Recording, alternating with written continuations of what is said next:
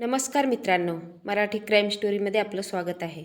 एक व्यक्ती जो 60 वर्षाचा असतो आपल्या मुलासोबत आणि सुनेसोबत राहत असतो. एक दिवस हा व्यक्ती शेतामध्ये जातो, काम करतो, संध्याकाळी घरी येतो, जेवण वगैरे करून आपल्या बेडवरती झोपतो आणि त्यानंतर रात्री आपल्या सुनेला आवाज देतो. सुनेला बोलावून घेतो. त्याचे पाय दुखत असतात. तो आपल्या सुनेला म्हणतो की माझे पाय खूपच दुखत आहे. आज दिवसभर मी खूप काम केले. तू माझ्या पायांची मालिश करून दे. त्यांची सून देखील तेल वगैरे घेऊन येते आणि त्यानंतर तिचा सासरा तिला अशी मागणी करतो. हे ऐकून तुम्ही सुद्धा हादरून जाल. त्यानंतर ती सून देखील काय करते हे आपल्याला या सत्य घटनेमध्ये समजणार आहे. संपूर्ण घटना जाणून घेण्यासाठी व्हिडिओ शेवटपर्यंत बघा. आजची सत्य घटना आहे वाशिम जिल्ह्यामधील. वाशिम जिल्ह्यामधलं मानोरा परिसराच्या आसपास राहणारा दिलीप जाधव वय वर्ष 60 होते. दिलीपकडे शेती वगैरे होते. त्यांना 2 मुले होती. मात्र काही वर्षापूर्वी त्याच्या लहान मुलाचा मृत्यू झालेला होता आणि आता त्यांना एकच मुलगा होता. पत्नी नव्हती. त्यामुळे दिलीप आणि त्यांचा मुलगा सौरभ हे दोघेच कुटुंबामध्ये राहत होते. आता सौरभ जाधव हा आपल्या आईवडिलांना एकुलता एक मुलगा होता. घरी जमीन वगैरे भरपूर होती. त्यामुळे सौरभच्या लग्नासाठी खूप सारे स्थळेसुद्धा येत होते. मात्र हा दिलीप प्रत्येक सुनेला नापसंत करत होता. प्रत्येक स्थळ धुडकावून लावत होता. कारण दिलीपला एक संस्कारी मुलगी पाहिजे होती आणि सुंदर देखील पाहिजे होती. दिलीपला अशी सून पाहिजे होती जे त्याच्या मुलाचा मान सन्मान तर ठेवेलच, त्याचबरोबर त्याचाही मान सन्मान ठेवेल. अशा बऱ्याच स्थळाला नापसंती दिल्यानंतर शेजारच्याच गावामध्ये एक मुलगी भेटली. ती मुलगी सून म्हणून त्याला खूपच आवडली आणि त्यानंतर दिलीपने आपल्या मुलाचे लग्न कविता पाटीलसोबत 2017मध्ये लावून दिले. आता सौरभ हा कविताला घेऊन आपल्या घरी राहू लागला. अगदी चांगल्या प्रकारे संसार सुरू झाला आणि या कुटुंबामध्ये हे दोघेच राहत होते. मात्र आता या कुटुंबामध्ये एक मुलगी देखील आलेली होती. सर्व काही सुरळीत झाले होते. मात्र लग्नाला 1 वर्ष झाल्यानंतर दिलीप आपल्या मुलाला सौरभला म्हणतो की आता तुझं लग्न झालेलं आहे आणि शेतीमध्ये काम करून आपल्याला खूप काही जास्त परवडत नाही. त्यामुळे कुठेतरी बाहेर जा. त्या ठिकाणी पैसे कमावून इथे पैसे पाठवत जा. पुढे चालून तुला मूल वगैरे होतील. वडिलांची ही गोष्ट सौरभला पटते आणि तो बाहेर राज्यात काम करण्यासाठी निघून जातो. आता या कुटुंबामध्ये दिलीप आणि सून राहत होती. दिलीप हा शेतामध्ये काम करण्यासाठी जात होता. त्याची सून देखील त्याला मदत करण्यासाठी शेतात जात होती. मात्र एक दिवस दिलीप शेतामध्ये काम करून आल्यानंतर संध्याकाळी त्याच्यासाठी जेवण बनवले. दिलीपने जेवण वगैरे केलं आणि त्यानंतर आपल्या बेडवर जाऊन पडला. मात्र अर्धी रात्र झाली तेव्हा दिलीपला जाग आली आणि त्याने आपल्या सुनेला कविताला आवाज दिला. कविताही त्याच्याकडे आली. तो कविताला म्हणाला की दिवसभर मी शेतामध्ये पाणी दिलं. फावडं मारून मारून माझे हातपाय वगैरे खूपच दुखत आहे. त्यामुळे तू माझ्या पायाची थोडीशी मालिश करून देतेस का? तेव्हा कविता देखील मालिश करायला सहज तयार झाली. ती तेल घेऊन आली आणि सासऱ्याची मालिश करू लागली. आता मालिश करता करता तिचा सासरा हळूहळू गरम होऊ लागला होता. कारण बऱ्याच दिवसानंतर महिलेचा स्पर्श त्याच्या शरीराला होत होता. आता मालिश झाल्यानंतर तिचा सासरा कविताला म्हणू लागला की तू माझ्यासोबत एकदा संबंध करशील का? आता हे ऐकून ही कविता जरा चकितच झाली. सुरुवातीने त्याने वेगवेगळ्या गोष्टी गप्पा मारण्यास सुरुवात केली. जसं मी तुमच्यासाठीच काम करत आहे आणि पैसे वगैरे सर्व तुम्हालाच मिळणार आहे. जमीनही तुम्हालाच मिळणार आहे. मात्र एवढं सर्व मी तुम्हाला कशाबद्दल देऊ आणि कशासाठी सोडून जाऊ? मला देखील काही सुख घ्यावं वाटतं, मात्र ते मला मिळत नाही. मी दिवसरात्र इथे काम करतो फक्त तुमच्यासाठी. जर कुठे बाहेर नाद करण्यासाठी गेलो तर खूप सारा पैसा त्या ठिकाणी लागेल. त्यापेक्षा तूच माझ्यासोबत रिलेशनशिपमध्ये ये. आता कविताने अगोदर सर्व काही ऐकलेलं होतं आणि ही कविता देखील तिच्या सासऱ्यांना म्हणाली की तुम्ही हे असं काय बोलताय? तुम्ही तर माझ्या वडिलांसारखे आहात. तुम्हाला असं बोलणं शोभत नाही. तेव्हा दिलीप म्हणाला ठीक आहे, तू नाही म्हणतेस तर नाही. उद्यापासून मी दुसरी एखादी बघेन आणि तिला पैसे देऊन हे काम करत जाईल. काही जमीन वगैरे विकण्याची वेळ आली तरी ठीक आहे. मला तरी किती वर्ष जगायचं आहे? हे सर्व मी तुमच्यासाठीच ठेवलेलं होतं. तेव्हासून त्याची त्याला म्हणते. मात्र ही गोष्ट जर तुमच्या मुलाला समजली तर काय करायचं? तेव्हा हा म्हणतो की सौरभ बाहेर काम करण्यासाठी गेलेला आहे. त्याला कोण सांगणार आहे? मी तर सांगणार नाही. तू देखील सांगू नको. त्याला काहीही समजणार नाही. आणि अशा प्रकारे ही कविता देखील आपल्या सासऱ्यासोबत संबंध बनवण्यासाठी तयार होते. त्याच रात्री दिलीपने कविताला जवळ घेतलं आणि चांगला 2-3 तास तिचा घाम काढला. शेतात काम करणारा असल्यामुळे त्याचे शरीर अजूनही दमदार होते. त्यामुळे त्याने कविताला बराच वेळ भोगले. वेगवेगळे आसने करून त्याने कविताला पूर्णपणे खुश करून टाकलं. तिचं सगळं शेत नांगरून काढलं. पती सौरभ हा कामासाठी बाहेर गेलेला होता आणि त्याला या गोष्टीची कानोकान खबर नव्हती की आपल्या पत्नीसोबत आपलेच वडील काय करत आहे आणि आपली पत्नी आपल्या वडिलांसोबत काय करत आहे आणि त्यांचं घरी काय सुरू आहे. सौरभ बिचारा तिकडे काम करून पैसे कमवत होता. घरी पैसे वगैरे वेळेवर पाठवत होता. त्यानंतर त्याच्या वडिलावर देखील प्रेम होतं आणि आपल्या पत्नीवरही प्रेम होतं. मात्र त्याला माहीत नव्हतं की त्याच्यामागे त्याचे वडील आणि त्याची पत्नी असे काही करत असतील. जेव्हा कधी सौरभ सुट्टी काढून घरी यायचा तेव्हा दिलीप आणि कविता अगदी सासरा आणि सुनेप्रमाणेच राहायचे. त्यामुळे सौरभला कसलाही संशय येत नव्हता. मात्र सौरभची सुट्टी संपल्यानंतर तो जेव्हा बाहेर यायचा तेव्हा दिलीप आणि कविता हे अगदी पती पत्नीप्रमाणे राहत होते. अशाच प्रकारे सुनेसोबत असे चाळे करता करता यांना तब्बल 8 वर्ष झाले होते. कविता आणि सौरभचं लग्न होऊन आता लग्नाला 8 वर्ष पूर्ण झाले होते. मात्र या कवितेला मूल वगैरे काही झालं नव्हतं. 12 नोव्हेंबर 2025 रोजी सौरभ हा कामावरून आपल्या घरी येतो आणि घरी आपल्या पत्नीसोबत अगदी आनंदाने राहू लागतो. मात्र घरी आला असल्यामुळे शेतामध्ये कोणतं काम चालू आहे हे पाहण्यासाठी देखील जात होता आणि असा सौरभ आपल्या शेतावर गेला. मात्र संध्याकाळ झाली, तो परत घरी आलाच नाही. आता दिलीप आणि कविता इकडे परेशान झाले होते. कविताला वाटत होतं की माझा पती नक्की कोठे गेले आहे आणि दिलीप देखील भयभीत होता. त्यालाही कळत नव्हतं की मुलगा नक्की कोठे गेला आहे. त्याने अनेक नातेवाईकांना कॉल केले, मात्र कोणालाही माहीत नव्हतं सौरभ कोठे आहे. 14 नोव्हेंबर रोजी दिलीप पोलीस स्टेशनला जातो आणि पोलीस स्टेशनमध्ये तक्रार दाखल करतो की माझा मुलगा सौरभ बाहेर राज्यात राहत असतो. तो कामावरून घरी आला होता आणि एक दिवस शेतावर गेला आणि तिथेच गायब झाला. आज 4 दिवस झालेले आहे तो घरी आलेला नाही आणि त्याची काही खबरसुद्धा लागलेली नाही.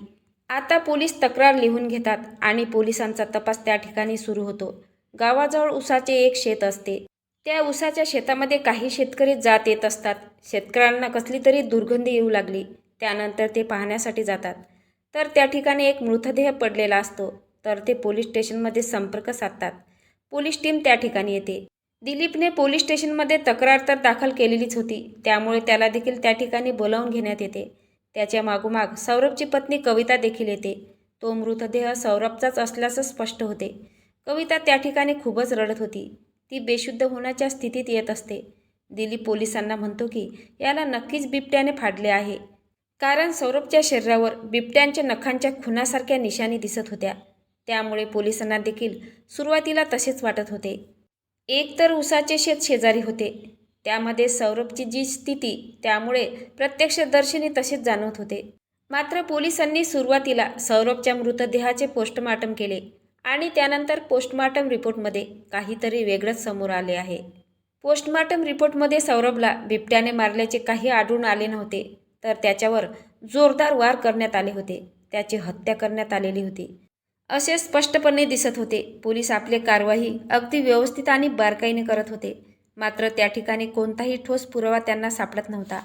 सौरभचे काही शत्रू होते का त्याचा तपास पोलीस करत होते, तरी देखील पोलिसांना कोणताही ठोस धागादोरा मिळत नव्हता.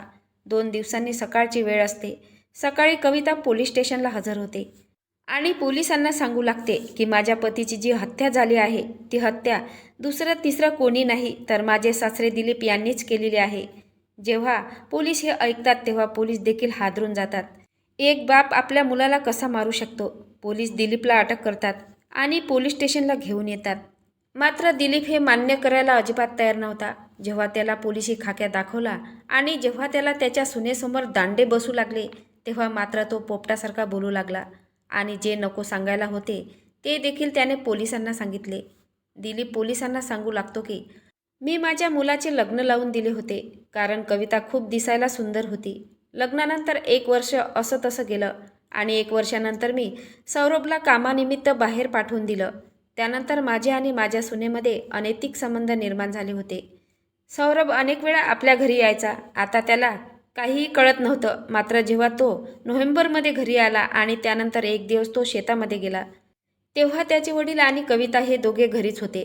आता दिलीपला वाटलं की बऱ्याच दिवसापासून मुलगा घरी आलेला आहे, त्यामुळे मला सुनेसोबत काही करता येत नाही. आता हाच चान्स आहे. सौरभ तर लवकर शेतातून घरी येणार नाही, तोपर्यंत आपण उरकून टाकू. अशा प्रकारे तो कविताला म्हणू लागला. कविता त्याला नकार देत होती. मात्र त्याला जे करायचं होतं ते केलं आणि करत असताना त्याच दरम्यान त्याचा मुलगा सौरभ घरामध्ये आला. घरात एंट्री केल्या केल्या त्याला त्याचा बाप आणि त्याची पत्नी कविता त्या ठिकाणी नको त्या स्थितीत दिसतात. त्यानंतर सौरभ आणि वडील दिलीप यांच्यामध्ये खूप वाद होतात. सौरभ म्हणतो की तू बाप नाही तर एक दलाल आहेस, तू राक्षस आहेस, बाप नावाला एक कलंक आहेस. तुझ्यासारखा बाप नसला असता तर परवडलं असतं. मात्र दिलीप देखील काही कमी नव्हता. तो म्हणत होता की मी हे सर्व कमवलं आहे आणि मी हे सर्व गोष्टीवर माझा अधिकार आहे. सौरभ कविताला देखील बोलत होता. मात्र कविता म्हणत होती की तुमच्या वडिलांनीच मला विचारलं होतं आणि तुमच्या वडिलांनी जबरदस्तीने माझ्यावर सुरुवातीला संबंध बनवण्यासाठी दबाव टाकला होता आणि अशा प्रकारे सौरभचा आपल्या बापावरील पूर्णपणे विश्वास उडून गेला होता. आणि आता यांच्यामध्ये नेहमी सतत वाद होत होते. सौरभ आता बाहेर काम करण्यासाठी जाण्यास तयार नव्हता. मात्र याच दरम्यान दिलीपच्या डोक्यामध्ये एक वेगळी युक्ती आली. त्यानंतर या म्हाताऱ्याने आपल्या मुलासोबत अगदी गोड गोड बोलण्यास सुरुवात केली. त्याने त्याची माफी मागितली. जे झाले ते झालं. इथून पुढे मी असं करणार नाही. मी तुझा बाप आहे, मला माफ कर. अशा प्रकारे त्याने आपल्या मुलाला विश्वासात घेतले. दिलीपने विचार केला, माझी जी सून आहे कविता, तिच्या आणि माझ्या मुलाच्या लग्नाला 8 वर्ष झाले आहे. मात्र कविताला अजूनही मूल झालेलं नाही. तर मी माझ्या मुलाचाच काटा काढला तर कविता कायमस्वरूपी माझी बनून राहील. तसंही तिला मूल वगैरे काही झालेलं नाही. दिलीपनं असा प्लॅन बनवला. 12 नोव्हेंबर रोजी दिलीप शेतात गेला. त्यानंतर त्याने आपल्या मुलाला कॉल केला आणि त्याला सांगितले, तू ऊसाच्या शेतामध्ये ये. सौरभ देखील आपल्या वडिलावर विश्वास ठेवला. वडिलांनीच बोलावलं म्हणून तो देखील शेतावर चालला होता. मात्र त्यानंतर या म्हाताऱ्याने जसं ठरवलं होतं तसं त्याने गावठी पिस्तूलचा बंदोबस्त करून ठेवलेला होता. जसा मुलगा त्याच्याजवळ आला तसा त्याने मुलावर फायरिंग सुरू केली.